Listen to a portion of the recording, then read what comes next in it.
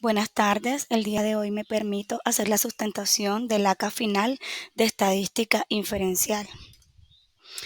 Lo primero que tenemos que mirar es qué son las tablas de contingencia, entendiendo que estas son unas herramientas estadísticas utilizadas para analizar la relación entre dos o más variables.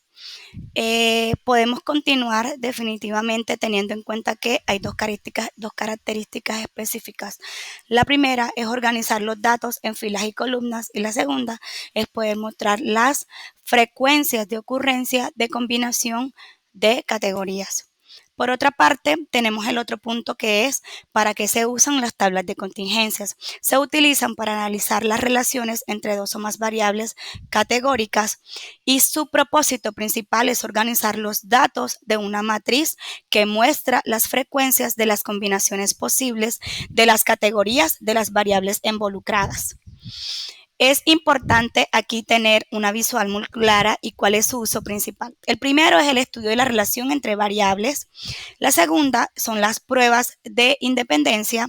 La tercera son los resúmenes de los datos y, por supuesto, la cuarta, la comparación de distribuciones.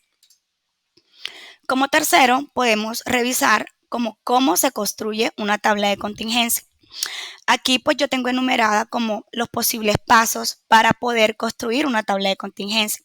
Lo primero es identificar la variable, es decir, necesitamos dos o más variables categóricas que puedan analizarse. Lo segundo es la recolección de datos. Reúne los datos de las observaciones en los que se registren las combinaciones de las categorías de las variables. Lo tercero es organizar las categorías en filas y columnas. Coloca una de las variables en la fila y la otra en la columna. Las filas y columnas representan las categorías de las variables. Por cuarto y último y no menos importante es contabiliza las frecuencias. Para cada combinación de categorías, sea fila o columna, cuenta cuántas veces ocurre esta combinación en los datos. Rellena las celdas con estas frecuencias. Y por último, que nos pide el ACA que planteemos un ejemplo en que demos uso a las tablas de contingencia. ¿Listo? Entonces, primero tenemos el escenario mencionado, que es una empresa de investigación de mercado cualquiera quiere saber cómo se realiza una encuesta para conocer las referencias de bebidas en las cadenas de café más consumidos. Va a ser una encuesta entre Starbucks y Juan Valdez. La encuesta va a incluir 200 personas y la variable que se van a analizar son dos. Primero, ¿cuál es la cadena de café preferida? Si es Starbucks o Juan Valdez.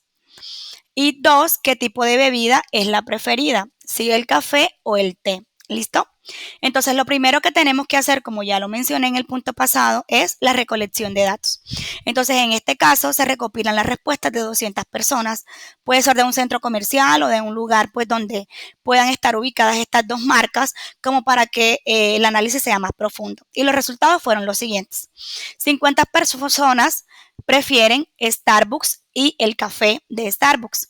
30 personas prefieren la marca Starbucks, pero prefieren su té. 60 personas prefieren a Juan Valdez y el café de Juan Valdez. 60 personas prefieren a Juan Valdez y el té de Juan Valdez. Entonces, ¿qué es el segundo paso que debemos hacer para esta tabla de contingencia? Lo primero es que ya una vez tenemos los datos recolectados, podemos organizar la información en una tabla de contingencia, como lo vemos en el ejemplo. ¿Listo?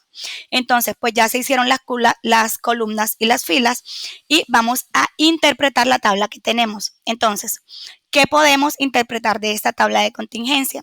50 personas prefieren a Starbucks y su bebida preferida es el café. 30 personas prefieren a Starbucks y su bebida preferida es el té, para un total de 80 personas encuestadas en esa categoría. 60 personas prefieren a Juan Valdez y su bebida preferida es el café. 60 personas prefieren a Juan Valdez y su bebida preferida es el té. Ahora, luego que ya tienes una interpretación de la tabla, que ya hiciste tu tabla de contingencia, podemos hacer los análisis, ¿sí?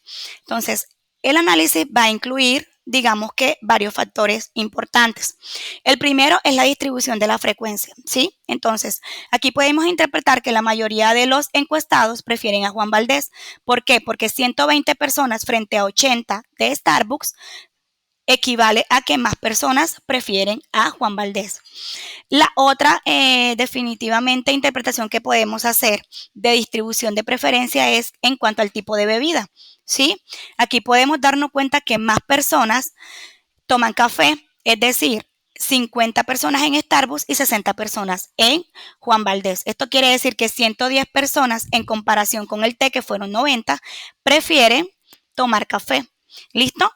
Podemos seguir al segundo análisis, probabilidad y comparación de preferencias. Esto es muy importante porque nos podemos hacer varias preguntas. ¿Cuántas personas de Starbucks prefieren café? En la tabla podemos ver que el 62,5, es decir, 50 personas de Starbucks al total de personas encuestados que prefieren Starbucks, que son 80 de los clientes, prefieren café.